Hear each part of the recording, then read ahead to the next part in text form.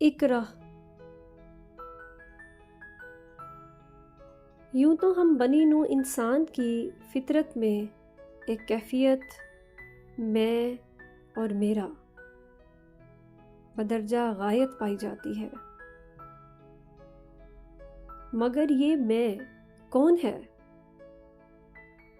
اور میں کو میں کی کتنی ضرورت ہے، ہم اس بات سے مکمل ناواقف ہیں۔ ہمیں خود کے بارے میں شناسائی ہی نہیں ہے اور ہم مدتوں خود سے ملتے بھی نہیں ہیں، اسی لیے ہم شیطان کی صفت والی میں کا شکار ہو جاتے ہیں۔ ہم اگر خود کو پڑھنا شروع کر دیں تو ہمیں معلوم ہو کہ ہماری پہچان کی جڑ ایک نطفہ تھی، جسے علم عطا کیا گیا تو وہ مکرم بنا، آدم کہلایا گیا، اور بابا بلے شاہ کے مطابق پڑھ پڑھ عالم فاضل ہویا، کدی اپنے آپ نو پڑھیا نہیں۔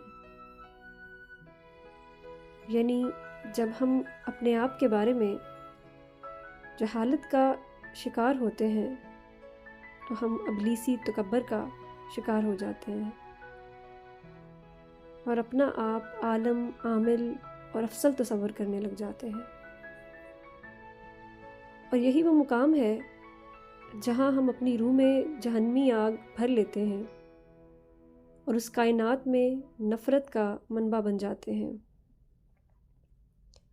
ہماری آنکھ صرف نفرت دیکھتی ہے، سماعتیں نفرتوں کے راگ سنتی ہیں، زبان نفرتوں کے نعرے لگاتی ہے، اور سینے میں دل کی بجائے حسد آگ بن کر دہکتا ہے۔ اور دوسری طرف جب کوئی خود کو پڑھ لے تو وہ خود کو ایک نطفہ و نقطہ سمجھتے ہوئے عاجزی اختیار کر لیتا ہے۔ وہ اپنی ذات سے ملتا ہے تو میں کا خاتمہ کر کے ہم ہو جاتا ہے، اور پھر اس ایک نقطے میں پوری کائنات سمٹ کر ہم ہو جاتی ہے، کیونکہ ایک نقطے وچ گل مکدی ہے۔ اور جب وہ نطفہ سر جھکاتا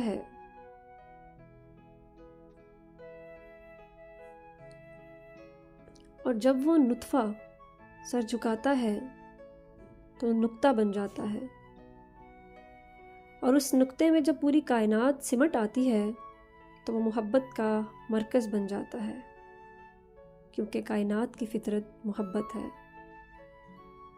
محبت فقراء کی دولت ہے جو اس دنیا کے مادی معیاروں سے بالا تر ہے۔ اتنی عاجز ہے کہ کسی چیونٹی کے دل میں اٹھنے والے درد پہ رو دے، اور اتنی بے نیاز کے شہنشاہوں کے تخت و تاج ٹھکرا دے۔ محبت فقراء کی دولت ہے جو اس دنیا کے مادی معیاروں سے بالا تر ہے۔ اتنی عاجز ہے کہ کسی چیونٹی کے دل میں اٹھنے والے درد پہ رو دے، اور اتنی بے نیاز کے شہنشاہوں کے تخت و تاج ٹھکرا دے۔ مگر یہ عاجزی، بے نیازی، یہ جذب و مستی تبھی حاصل ہوگی جب اقرا سے شروع کریں گے، جب اپنے آپ کو پڑھیں گے، خود کو وقت دیں گے، خود سے ملاقات کریں گے، اپنی کمزوریوں اور قوتوں کا موازنہ کریں گے، خود سے، اپنے اصل سے محبت کریں گے۔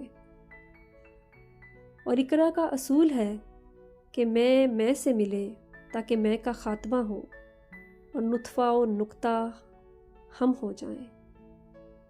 اقرا۔